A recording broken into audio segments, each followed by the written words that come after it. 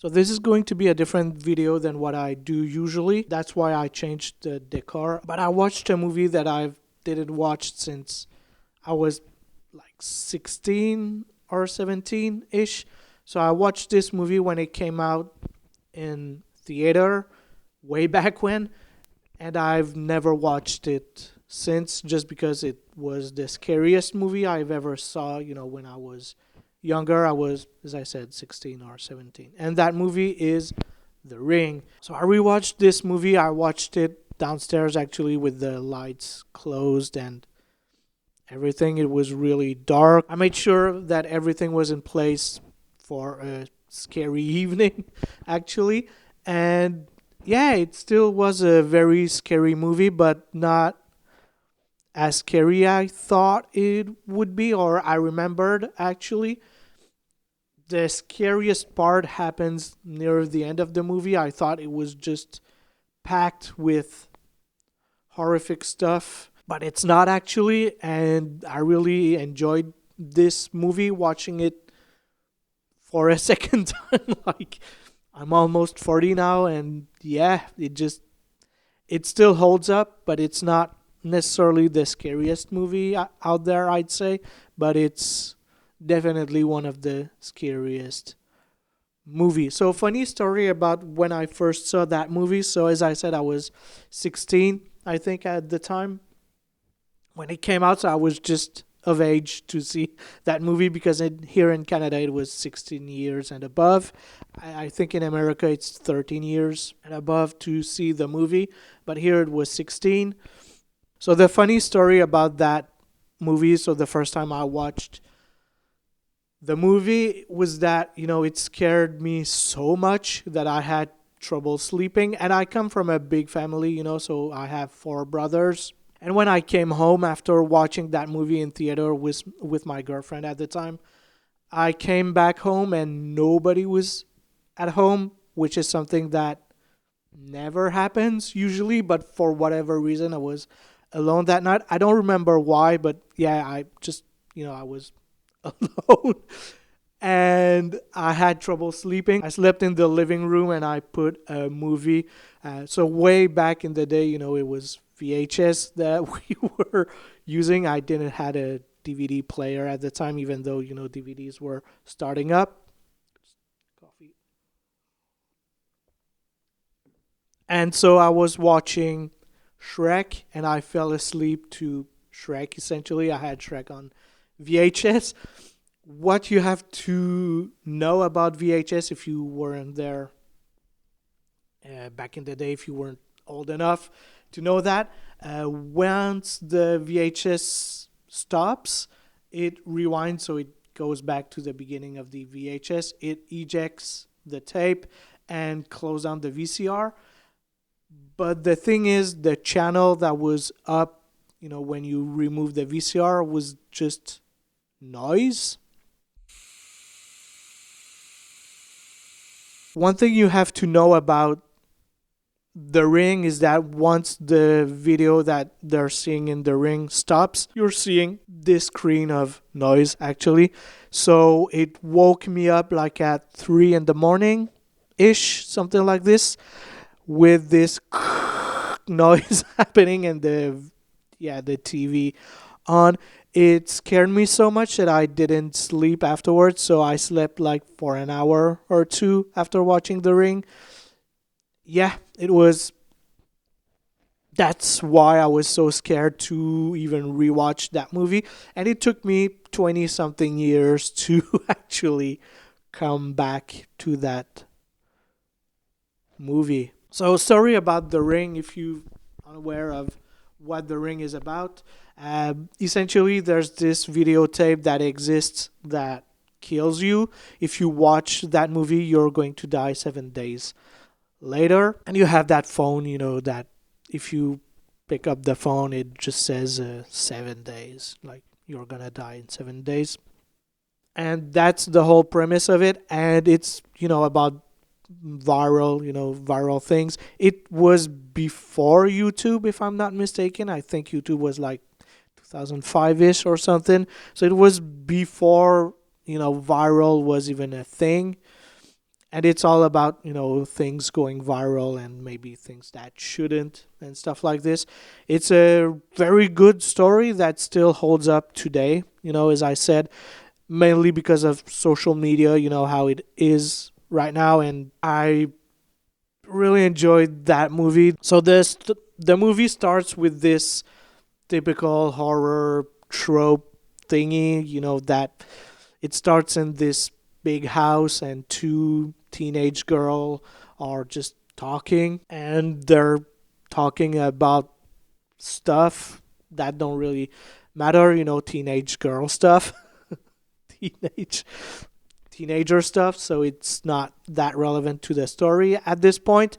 But then one of the girls just says to the other, "Hey, I've watched this tape that you're not supposed to see." And so she dies, essentially. And after this, we're following this reporter who's investigating on the death of that girl. So the teenager that died is the niece of that reporter.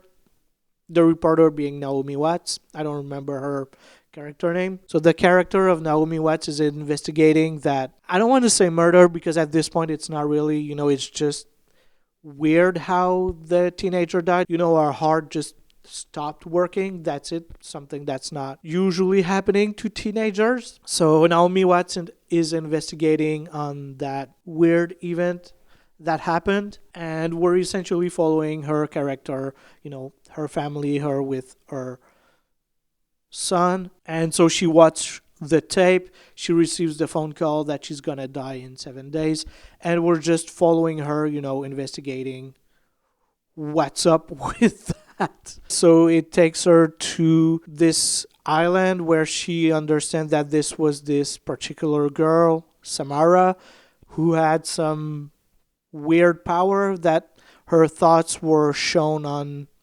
physical media through magnetism, I guess.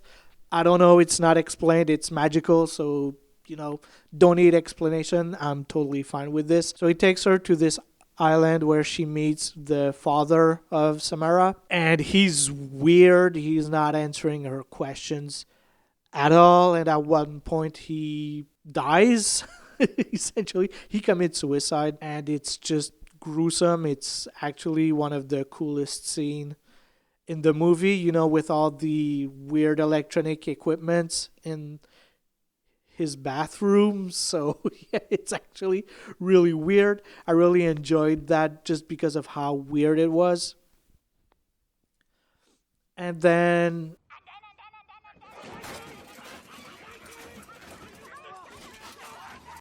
she understood a bit better, like, what exactly is going on with the tape about Samara, and she decides to try and help that little girl. So I'm just going forward here, but ultimately she finds out where Samara is and all of that, and she tries to help her. So I don't want to spoil anything, but that's mainly the main story, what happens. I'm not telling you if she dies or not, but there's a sequel. I've watched the sequel. I don't remember much of it, so I've not rewatched it since. I think it came out in 2005-ish. I saw it in theater, this one also, but I don't remember anything from it. I mean, maybe it was not as scary. I don't know. But the main thing that I remembered from the movie was when Samara comes out of the TV screen, and that's the scariest part of the movie, actually. I remember when I was in theater, I just hide my face behind my scarf. I was like, nope, I'm not gonna watch. I don't want to see this. It's too much. It's too much for me, or whatever. But yeah, that's the scene that I remembered most, and it happens like in the last 10 minutes of the movie. So it ends on a rather high note, I'd say. And still, I was still kind of scared about that, but I didn't hide my face this time around. I was just really impressed by how it looks, because Samara at this point, since she's from a TV screen, she's all blue, and the movie is green. If I could say, like, the visual style of the movie, it's green. I don't know how to put it, besides that, it's just, yeah, everything is green. So yeah, everything is green besides her. She's blue. And I feel like every time we see her, she's always this blue color instead of green, which is kind of weird because blue is supposed to be calming or sometimes, connected with depression or something like this. But in here, it's aggression, not only aggression but evil. So it's kind of weird because usually green is mixed with something magical or fairies, stuff like this. But in here it's blue instead. I really enjoy the color palette of that movie. It's green, yellowish, and there are some reds at points. When the sun sets and you see the red tree, it's just, yeah, it's a gorgeous image. The cinematography in that movie was just gorgeous, and it's a movie from the early 2000s, and I feel like it's an oddball, at this time to have this style. Actually, it's a bit weird that it's so stylized for this period of time, because for now, like, this would be an A24 movie, no questions asked, because it has that same look to it, that same feeling, this artsy kind of look, good cinematography, and really beautiful colors. But it's, as I said, it's an oddball for the early 2000s because everything was over the top at this point and really kind of campy, but also really funny, I want to say. But yeah, the movie, not as scary as I thought it would be, but it still holds up today. It's still one of the scariest movie I've ever watched. It's not a perfect movie. There are some weird decisions in this. Besides that, the movie is really well written. It's just a gorgeous movie. If you've not watched it, I would recommend, going out there and watch it, because once again, it's still one of the scariest thing I've ever watched. I'm going to read that book at one point. This is going to be on my TBR list for this year. I want to read the whole trilogy. I think it's a trilogy, but I'm just going to say series for now because maybe there's more than 3. I don't know. So I'm going to read these books because I'm interested in seeing what's up with this. I don't know if I'll be reading them in English or French, mainly because they're from Japan, so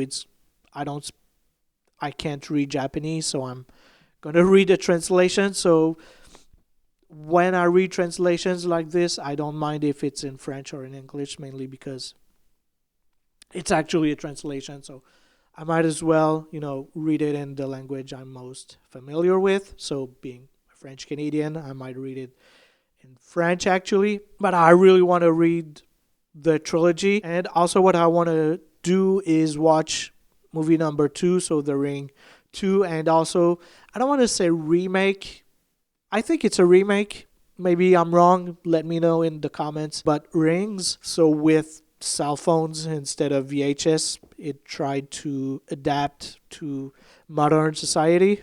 Modern, it's not that old, but whatever. But I want to watch it, even though it doesn't have good reviews. I might still watch it because, The Ring has this special place in my heart, in my horror journey. By the way, this is the first horror movie I've seen in a theater, and I bought this ticket with my own money. So this is the first horror movie that I actually paid to see, and it's the horror movie that scared me actually and wanted me to see more horror. I've watched horror movies before that, but on a TV screen and not in theater. This is once again the first horror movie that I've ever watched. And I wanted to talk about this movie because it had such an impact on me, and it's what got me into horror for real. Because as I said, I watched different horror movie before that one, but this is the one that really grabbed me and was like, all right, I need to see more horror and maybe at one point come back to this movie once I'm less scared of it. After I watched that movie, I started, reading Stephen King books, essentially. Thank you if you've made it this far in the video. I'd like to know, what is your first horror movie that you've ever watched in a theater? Did it scare you, or was it just a bland movie? I'd like to know. I'm kind of lucky that my first movie in a theater was actually a really scary one and a good one also. But I'd like to know, what is your first experience with horror in a theater or TV? What is your first horror movie you've ever watched? I'd like to know this and, the impact it had on your life. Feel free to, comment down below and let me know what are your thoughts on that. Once again, thank you for watching. I really appreciate it. I appreciate you, and I'll see you in the next one. Drop the mic.